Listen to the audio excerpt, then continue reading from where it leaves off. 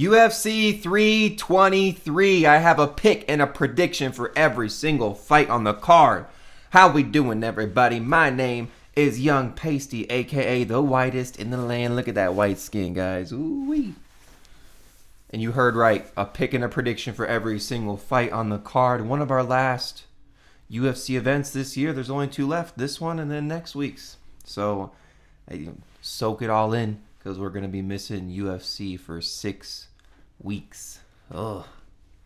Now, as we always do, we have to recap last week. Well, 2 weeks ago now. Pulling the results up here for, what the hell was it? UFC Qatar. Yeah, UFC Qatar. 10-3 on the picks. Not too bad. Now, I did not pick the Waldo Cortez and Shamil Ghazi fight, because you guys all know I can't pick Waldo fights. I can't. I would have picked Ghazi, and guess what? Waldo won. So, 10-3 on the picks. Smacked the main card, except for the Horiguchi fight. The Luke Riley KO over Bogdangrad was nasty. Khabib's boys both lost. Tagir Ulanbekov and Sagid Izinkemov both lost. That was a surprise to me, actually. Narulo Aliyev looked pretty dang good. I wish he would have got a finish, but beat up Shamrock for 3 rounds. Pretty dang easy. That Ozdemir KO was nasty. Gary was bound to beat Bilal. I mean, come on. And then lastly, Arman Sarukian showed why he is the number 1 contender. Put the works on Dan Hooker pretty dang easy. So, 10-3 on the picks. UFC Qatar treated us pretty dang nice. Again, 2 cards left this year. Bittersweet, but they are damn good. Especially this one here, UFC 323. A double championship. Merab versus Jan 2 and Pantoja versus Joshua Van, my boy Joshua Van. So, the two main event, or the main and co-main event, bangers. Whole main card's a banger. The prelims are damn good. UFC 323 should put on. And let's get into it, guys. UFC 323, the main event of the evening, we have a rematch. Merab Dvalishvili, the current champion, the machine, versus Peter No Mercy Yan. Odds on the fight here, minus 480 for Merab, plus 350 for Peter Yan. My pick for the fight, and still, Merab Dvalishvili. Okay? What has changed from their last fight? Nothing. If anything, Merab's gotten better. Peter Yan's just kind of slid by. Right? Merab 50-45. Peter Yan on all of the judges' scorecards. Merab will Merab. Okay? Constant pressure, constant control, whether it's on the fence or on the mat. He'll just grab you or take you down or just hold you up on the fence. And, I mean, his cardio is insane. He can do this for 5 rounds, 6 rounds, 20 rounds. Right? I mean, Merab by decision is just the clear play here. I mean, since the loss to Merab, Peter Yan has gone on to beat Song Yadong, Figgy, Marcus McGee. But does that prepare you for Merab? No. Has he made these impressive strides? No. He's actually a little bit younger than Merab, which is crazy. But dude, I can't deny the success of Merab Dvalishvili. I fucking can't. Okay? Beat Corey Sandhagen with ease. Beat Sean O'Malley with ease. Beat Umar Nurmagomedov with ease. Beat Sean O'Malley the first time with ease. You cannot deny Merab's success. As I said again, Merab will Merab. It's a verb at this point. What's Merabing? Again, constant pressure, constantly in your face, whether it's on the cage, on the mat, striking. It's just relentless, never-ending pressure. So, I got Merab Dvalishvili, and I got him by decision. That's my official pick for the main event. Let's go. All right, moving on to our next fight, the co-main event of the evening. We have Alexandre Pantoja versus Joshua Van. Odds on the fight, minus 235 for Pantoja, plus 195 for Joshua Van. My pick for this fight, and it kills me to say it, I'm picking Alexandre Pantoja. Joshua Van's my boy, all right? And I am rooting for him, and I hope he wins this fight. But it's hard for me to sit here and say a guy that's been fighting 4 years in MMA, less than 5 years in MMA, is going to beat this elite grappler that Pantoja is. Joshua Van has not seen the level of grappling Pantoja brings. Look at his last 5 fights. Royval, Bruno Silva, Sayura, Cody Durden, Edgar Chairez, right? Now, thankfully, Joshua Van has tremendous takedown defense and usually isn't on his back. But what happens when he does get on his back, right? I don't know. We don't know, right? Pantoja will put Joshua Van on his back. Pantoja has put everybody that he's fought on their back, taken down and put down on the mat somehow, some way, right? Kai Kara-France put him on the mat. Kai Asakura put him on the mat. Steve Erceg put him on the mat. Royval, Brandon Moreno. The list goes on and on and on. Pantoja been defending the belt left and right. I mean, I like both of these guys, dude. I really do. I like Joshua Van a little bit more, though. I do, man. This dude's a killer. I think he has better cardio than Pantoja. I think if he is able to survive and get in rounds 4 or 5, Pantoja slows down, guys, in those later rounds. And Joshua Van could find himself in spots where he could just break down Pantoja and end up KOing him. Joshua Van, round 4 or 5, I think that may be live. Pantoja by submission as well is definitely a live play as well, because we've never seen Joshua Van on his back with an elite grappler on top of him looking for submissions. No one's been able to do that. But on the flip side, none of these people are to the level that Pantoja is. So, kills me to say it. I'm picking Pantoja. I don't know if I'm going to bet on this fight, guys. I really don't. I don't know if I can bet against Joshua Van. If I am going to bet on this fight, I'm picking the dog, right? It's a dog or pass for me. Pantoja's always sitting around like a minus 235 in these fights here, and this is a tough opponent. I just think it's a little too soon. I think Joshua Van needs to face some more tests. Like if he beat like a Taira or a Moreno, who actually bring more of a grappling threat, versus the people that he's fought, then I would feel more confident picking Joshua Van on this spot. But again, it kills me to say it. Pantoja by submission is my official pick for the co-main event. I'm rooting for you, Joshua Van. I'm rooting for you, okay? So, and if I do bet on this fight, you know damn well I'm picking the dog. So, Pantoja by submission is my official pick for the co-main event. Let's go. All right, moving on to our next fight, the featured fight on the main card. We have Brandon Moreno versus Tatsuro Taira. This is a damn good flyweight fight. Odds in the fight, plus 110 for Moreno, minus 135 for Taira. My pick for this fight, I'm siding with the Japanese prospect. Give me Tatsuro Taira here, guys. I think his takedowns and his grappling are going to be too much for Brandon Moreno. I think he's able to take Brandon Moreno down. I think he's able to do his thing on the mat, right? I don't think Brandon Moreno is going to find himself in a submission. I don't think he's going to get beat up to a pulp on the ground. I think he's able to survive those moments on the mat. However, if he's able to keep this standing, I do have faith in Tatsuro Taira's striking, and I think he's able to make it competitive with Brandon Moreno on the feet. I really do. I like his kicks. I like his straights, his straight punches. He has nice little, small combinations. His striking isn't terrible. He lost to Brandon Royval, but did he really? I think it could have gone his way. Like, he lost by split. I think that he won that fight. And, I mean, he's beaten some pretty good competition here. Edgar Chairez, Carlos Hernandez, Alex Perez, Hyun Sung Park. Now, Brandon Moreno, former champ, dude's a legend. Still has it in him, 31 years old. Don't count this guy out. And that's why the odds are where they're at. Plus 110 for Brandon Moreno. Just beat a Steve Erceg in a competitive fight. Beat Amir Albazi just a year ago.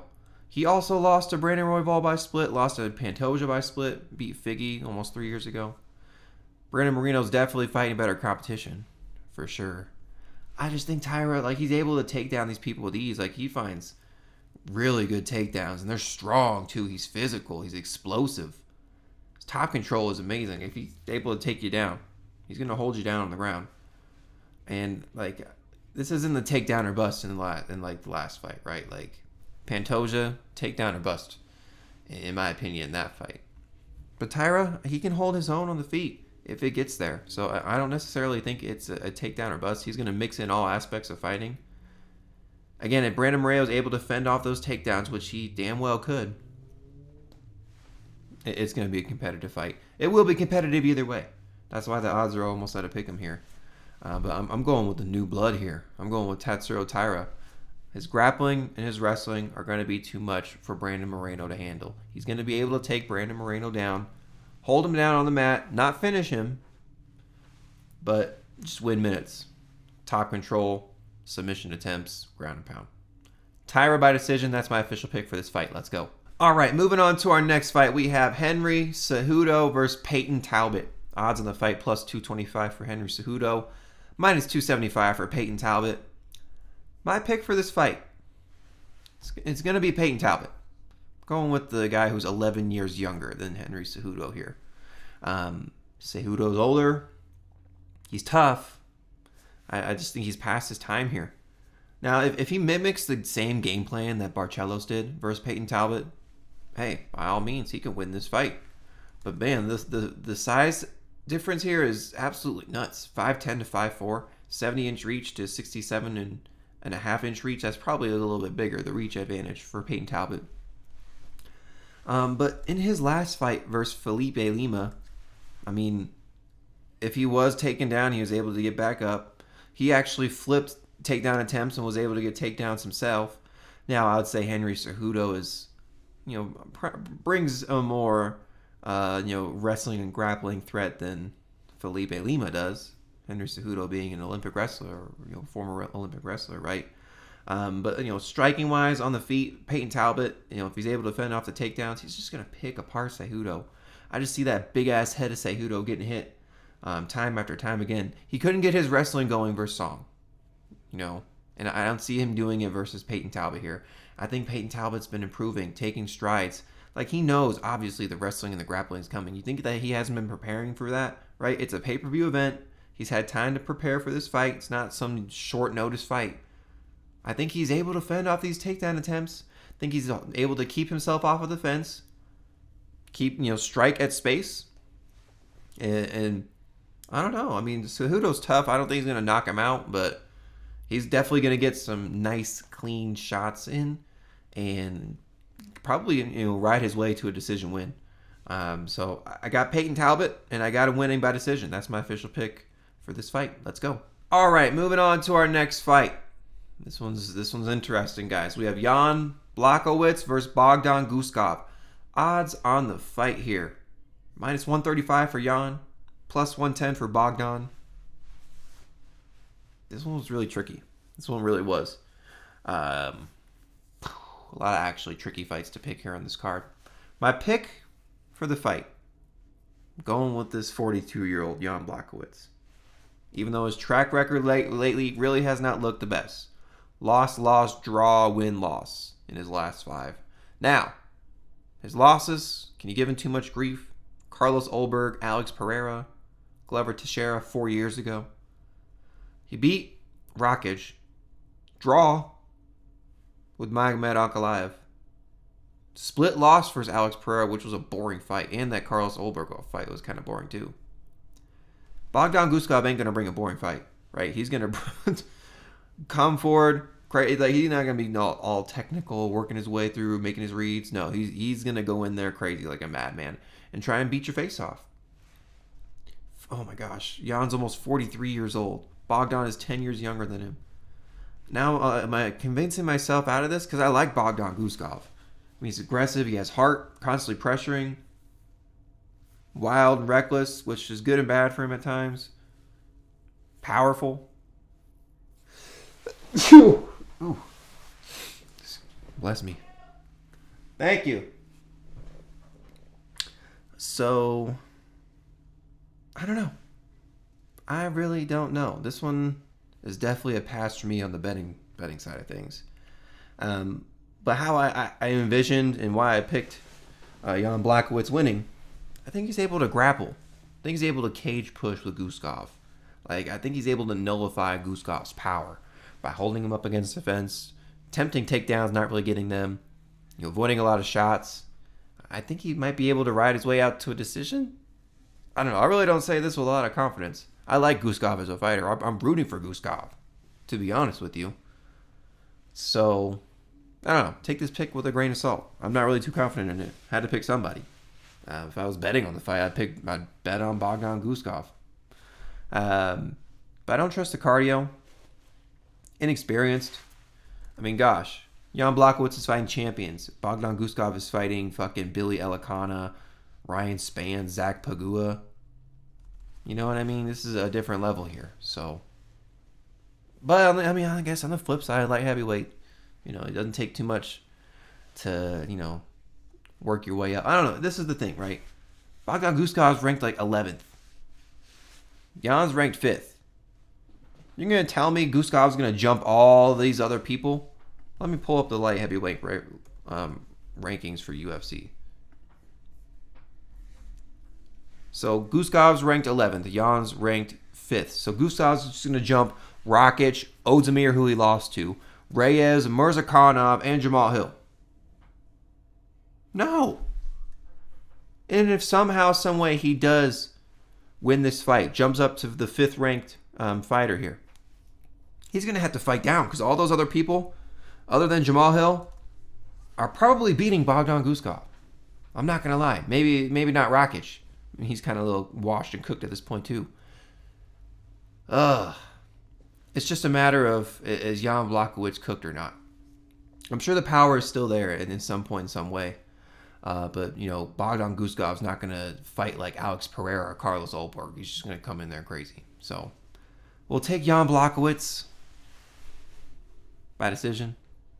Not too confident in, though. Go Guskov. That's my official pick for this fight. Let's go. And moving on to our next fight, we have Grant Dawson versus Manuel Torres. Odds on the fight, minus 210 for Grant Dawson, plus 170 for Manuel Torres. My pick for this fight, I'm going with Grant Dawson. UFC, guys, what are we doing here? Are we still giving this guy grief over his loss to Bobby Green 2 years ago? That's his only loss in the UFC. Dude has 11 wins in the UFC. He's only 31 years old. Manuel Torres lost to Ignacio Bahamondes. His wins in the UFC are not that impressive. His best win is Chris Duncan.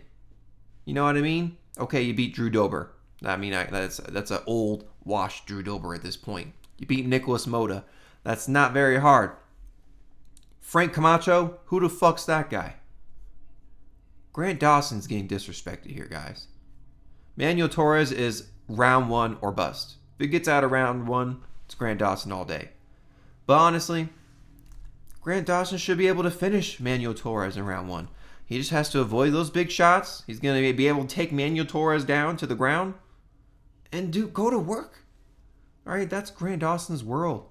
All right, training with American Top Team, not losing too much in the UFC. I mean, dude, Grant Dawson has some pretty damn good wins in the UFC, bro. Just beat a Diego Ferreira, Rafa Garcia, Damir Ismagulov, Jared Gordon, Julian Erosa. Like, come on, man. Like, these are pretty damn good wins. Wow, he came off the Contender Series back in 2017. The early years of Contender Series. But I don't know, man. Like, I think the odds are like, I don't know. Grant Dawson should be like a minus 300, minus 400 favorite, in my opinion. He really should. I think the odds are where they're at is because Manuel Torres is so good in the first round, and we saw Grant Dawson get clipped by Bobby Green in the first round in like 30 seconds. So, but that was 2 years ago. Everyone has to suffer. Ignacio Bahamondes beat Manuel Torres. Manuel Torres has 3 losses on his career as well. You know what I mean? It's not, everyone can't be perfect. You're going to face adversity in the octagon. You're going to take L's. I just don't think Manuel Torres is to the level that Grant Dawson is, right? You saw him go up in competition to Ignacio Bahamondes and not able to, to pull that one out. I think it's going to be a same kind of similar situation here with Grant Dawson. Excuse me. Now, I give Manuel Torres props for taking the fight. I mean, yes, well, why wouldn't you take the fight, right? I don't know. I mean, I just think Grant Dawson is getting disrespected here, guys. Continuing to get disrespected Why will they not give him a fight? Like, he's not fighting up in competition. He's just fighting at a level, kind of fighting down in competition at this point. After Rafa Garcia, Diego Ferreira. And I don't trust Manuel Torres. He's never been out of the first round ever in his career, which is a little crazy. But when he does lose, it's also in the first round. So again, I think Dawson's able to find a finish on the mat. Got Grant Dawson, round 1. That's my official pick for this fight. Let's go. All right, moving on to our next fight. We have Terrence McKinney versus my boy, Chris Duncan. Odds on the fight, plus 145 for Terrence McKinney, minus 180 for Chris Duncan. My pick for the fight's my boy, Chris Duncan. He's taking on a Terrence McKinney who's a round 1 or bust. Now, I will say this. He took on Manuel Torres. Manuel Torres is a round 1 or bust. He lost to Manuel Torres. But I think Terrence McKinney is a different kind of round 1 or bust. Terrence McKinney has suffered a lot more L's than Manuel Torres has. And I think is a lot more chinny. And his cardio is awful out of the first round. Chris Duncan's been on fire, riding 3 straight wins. Blachowicz, Vucinic, Mateusz Rebecki. Pretty solid wins, dude. And then prior to his loss, beat Ünal Ashmu, still a pretty good win, too. T-Rex, he ain't fighting the level of competition Chris Duncan is. He really isn't. Slavaklaus, Damir Hadzovic, Mike Breeden, Brendan Marodi, lost to Esteban Rivovics when he stepped up in competition. And I think that's what happens here, guys. Like, when he steps up in competition, he's not able to kind of pass that threshold here. Chris Duncan's on fire. Dude has power in the hands, is a submission threat, has a nasty gilly. As we know, McKinney's going to come out crazy in the first round. And I think that Chris Duncan's going to sleep him. Or I think he's able to weather the storm, get it out of the first round, then take over in the second and finish him in the second round. So I'm very confident in my boy Chris Duncan. And minus 180, I think he's at like minus 160, minus 170 in some places. That's a pretty solid number for a guy who's on fire. A guy I think is a lot more talented than Terrence McKinney. I mean, yes, he got clubbed and subbed versus Manuel Torres. He did. It could have happened here versus Terrence McKinney because McKinney is a round 1 or bust kind of guy. He is. When's the last time Terrence McKinney won a decision? I don't think it ever was. And when he gets out to round 2, he loses. Nazim Sadykhov, Ismail Bonfim, they both finished him in the second round when it got there. I mean, no. He's never been to decision, ever. That is absolutely nuts. He's coming in there for a fight, which I respect. I really do. But Chris Duncan, more talented, probably going to lay out McKinney cold with a counter. McKinney coming in too reckless. So, Chris Duncan by KO. That is my official pick for this fight. Let's go. All right, moving on to our next fight. The only ladies fight on the card. And is it actually going to happen? Is it actually going to happen? Macy Barber versus Karine Silva. Are we going to see Macy, go to weigh-ins, get to fight day, get to her fight time, and then just leave? Giving you shit, Macy Barber. Odds on the fight, minus 170 for Macy. Plus 140 for Karine Silva. My pick for the fight, I'm just doing this on the spot here, guys. I'm picking Macy Barber. I am. I think that she's a brawler, first off. She's tough as shit. Go watch the Barber versus Hebus fight. Now, I know that was 2 years ago. But, man, it was a war she put on. She faced adversity, overcame adversity, was able to get the win. It was awesome. So, but she's on a roll. She's higher ranked. I know she's a little bit more inactive. But Karine Silva really hasn't looked that good lately, to be honest with you. I don't like Karine Silva's cardio. It looked awful in that Vivi fight. And you're losing to Vivi Araujo. I think Macy Barber would handle her. And doing a little MMA math, and I know that it usually doesn't work out, but Macy Barber is handling Vivi. Karine Silva is getting handled by Vivi. I think Macy Barber can handle Karine Silva. I think her biggest issue here is the takedowns. She's 5 years younger than Karine Silva. That's crazy. Silva was on a roll with the submissions. She was. But it was up against people like Myron Moroz, Ketlin Souza. Who was before that? I think she won 3 submissions in a row. Darce choke. Poliana Botello. Like, this is not the level of competition Macy Barber is. And Macy Barber's fought some pretty damn good people in the UFC and got some wins over them too. So, given that she comes up to the fight, I think that she's able to fend off the takedowns. I think she's able to land the better shots in the fight. I think it goes all 3 rounds. I think she beats up Karine Silva. Maybe even, honestly, gets a 3rd round finish. Maybe even gets a 3rd round finish. That look from Karine Silva in the 3rd round, it was so bad. I just can't get that image out of my head. So, Macy Barber by decision, a tough fought decision, beating Karine Silva up for 3 rounds of 30-27. That's my official pick for this women's fight, if it actually happens. Let's go. Okay, moving on to our next fight. We have Fares Ziam versus Nazim Sadykhov. Odds on the fight, -140 for Fares Ziam, +115 for Nazim Sadykhov. My pick for the fight, I'm going with Fares Ziam. This is a damn good fight, first off. Secondly, these guys are both kind of cheaters. I think Nazim Sadykhov is a lot more of a cheater than Fares Ziam is. But, you know, them French people are known to be, you know, a little cheaty, right? Imabov, for example. But I've liked how Fares Ziam has looked these past few fights, man. Knocked out Matt Frivola, beat Mike Davis up, beat Jai Herber up, beat a Claudio Puelles. I think he's able to fend off takedowns from Nazim Sadykhov and avoid that wrestling and grappling threat and strike at range with Nazim Sadykhov. Now, Sadykhov's a dog. That last fight with Nicholas Mota was insane. The fact that he survived that first round was crazy, but why are we going to war with Nicholas Mota, almost getting finished by Nicholas Mota in the first round? You know what I mean? I think Fares Ziam's able to finish him. Prior to that, you beat Ismail Bonfim, Nazim Sadykhov did. We all know Ismail Bonfim's a quitter. That's what happened in that fight. It's a draw now? Slavoclaw fight? That was a weird fight. Beat Terrence McKinney, who was a first rounder bust. Beat Evan Elder 3 years ago, who was a younger Evan Elder, just kind of learning things in the UFC. So when I look back at Nazim Sadykhov's track record, and even though he does have wins, he's stacking them up, I think Fares Ziam is fighting better competition than Nazim Sadykhov has. I think he's more fit and more prepared in this position, in this particular fight, than Nazim Sadykhov is. He's going to be a lot taller. 6'1 to 5'10", 75-inch reach to 69-inch reach. Fares Ziam's always a lot taller and longer in the octagon there. Again, I love his jab. I love his knees. We saw the knockout knee versus Frivola.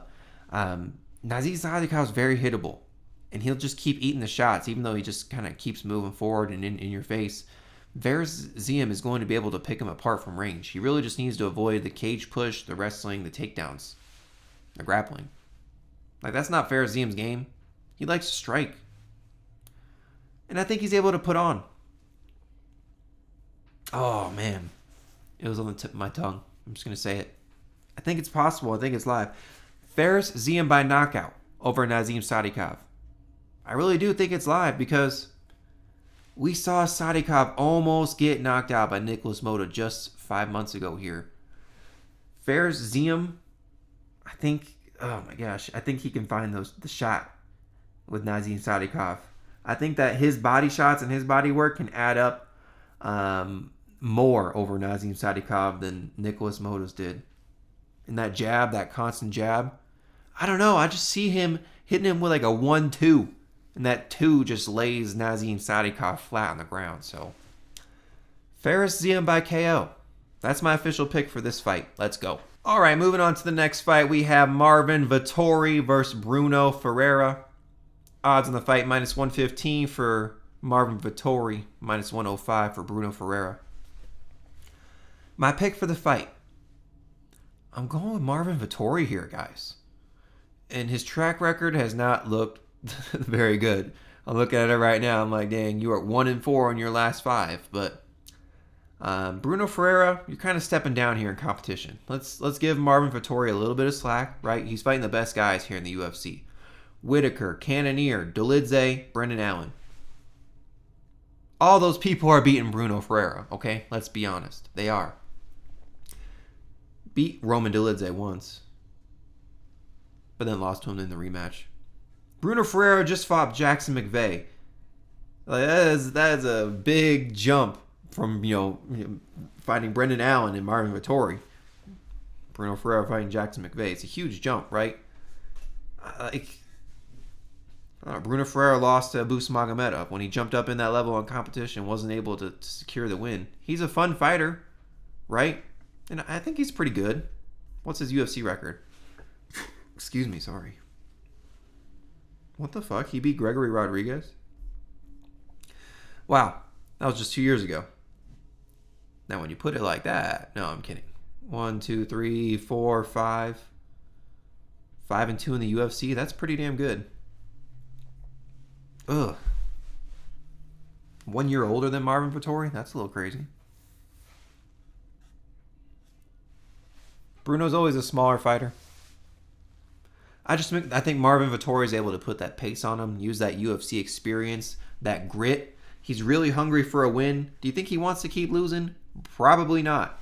And even though he's a little bit hittable and needs a lot of shots and has some bad momentum here lately, I think he pours on the volume. I think he pressures. I think he moves and plots forward. I think he's a more technical fighter.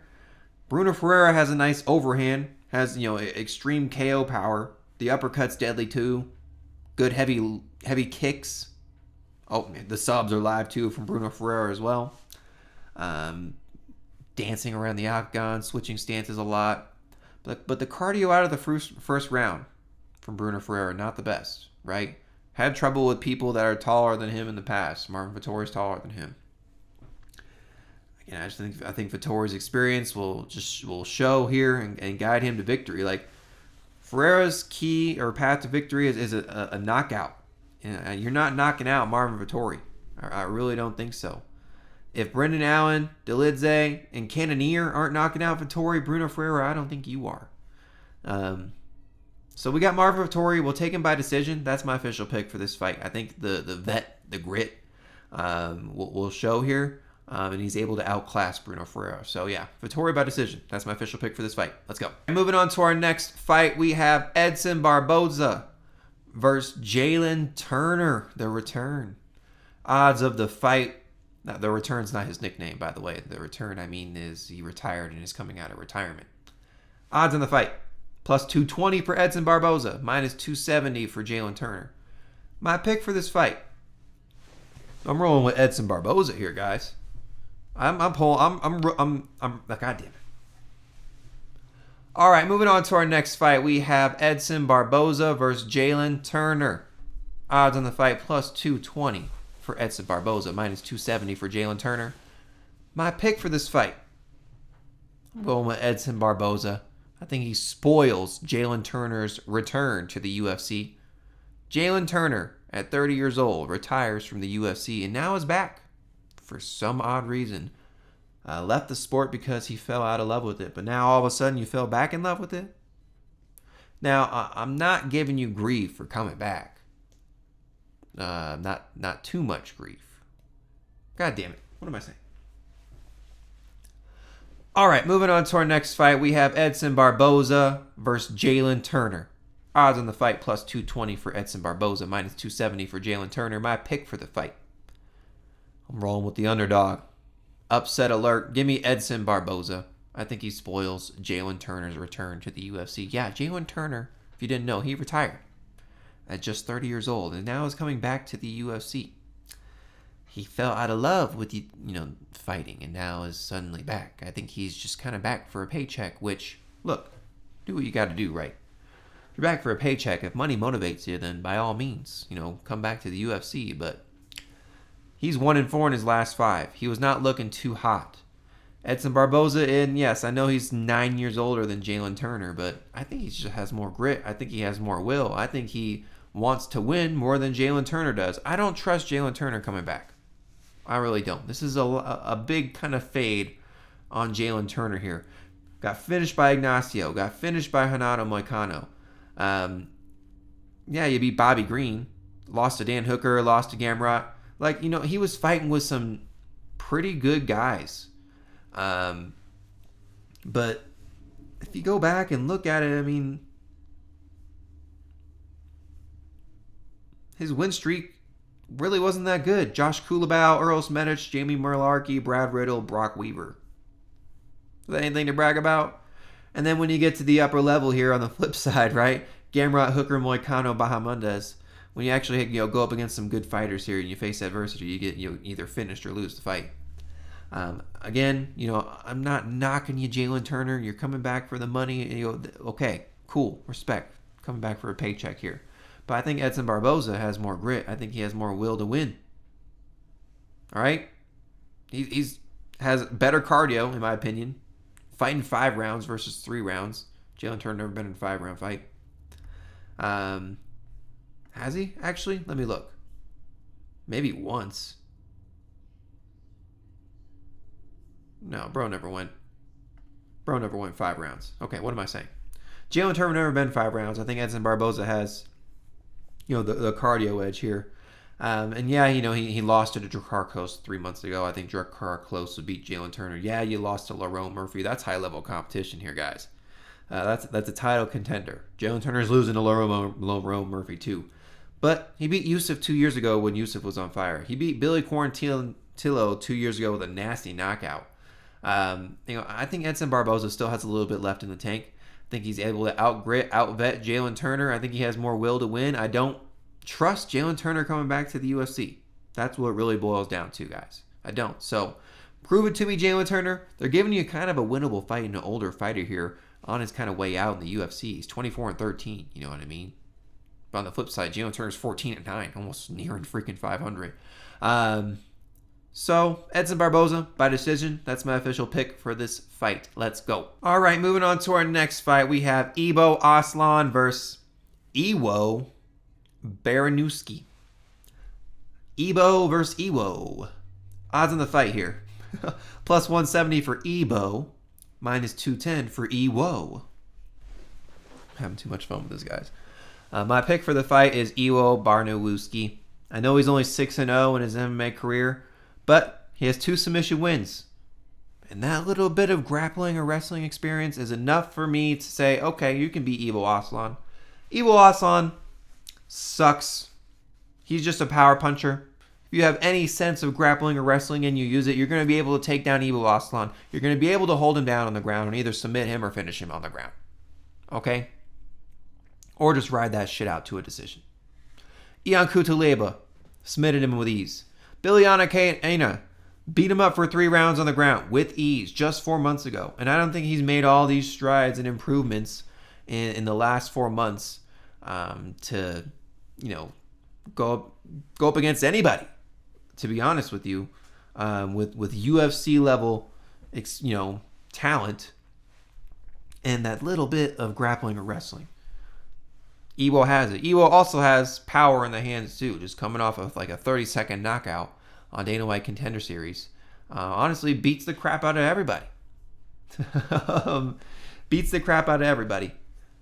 I'm definitely not betting on this fight, guys. And I really wouldn't recommend it if you would either. It's Iwo's UFC debut on a pay-per-view. Something to keep in mind, right? The bright lights might be too much for him. Iwo's been in the UFC, fought on pay-per-views, right? Has a couple wins in the UFC. So, at the end of the day, definitely not betting on the fight. Pick-wise, though, I'm rolling with Iwo Baranowski. And I'm going to say he wins this fight by submission. He's gotten submission wins before. He probably knows Iwo's terrible on the mat. Get him down on the ground, lock up a submission. Iwo don't know what he's doing on the mat. So, Iwo Baranowski by submission. That's my official pick for this fight. Let's go. All right, moving on to our next fight. We have Mansur Abdul Malik versus Antonio Trocoli. Odds on the fight minus 1,200 for Mansur. Plus 700 for Trocoli. My pick for this fight, I'm rolling with the heavy favorite, Mansur Abdul Malik. We'll take him by KO. Antonio Trocoli is trash. All right? Straight trash. You lost to Tresean Gore, bro. You lost a bullet, Shar Bullet Magomedov. And yeah, you took some hits early on, but eventually you got beat up. You really just were like, this dude's I swear to you, He's just a human hitting bag, bro. Like, he's so hesitant in the octagon. It's like he's almost afraid to throw. And prior to these two fights here in the UFC, fought 4 years ago. Got a no contest submission win, loss, no contest, 6 years ago on the Contender Series. Man, I do not trust Trocoli, bro. Honestly, I'm going to fucking do it. I'm doing it. I am nominating Antonio Trocoli as Lamb of the Week. Yeah, you hear the little lamb noise. He sucks, guys. He really is. Mansur is going to... I mean, even though he's lackluster, right, and he's always a heavy favorite, doesn't really look it in his fights, he comes out with the win, okay? And however it happens, he will be Antonio Trocoli.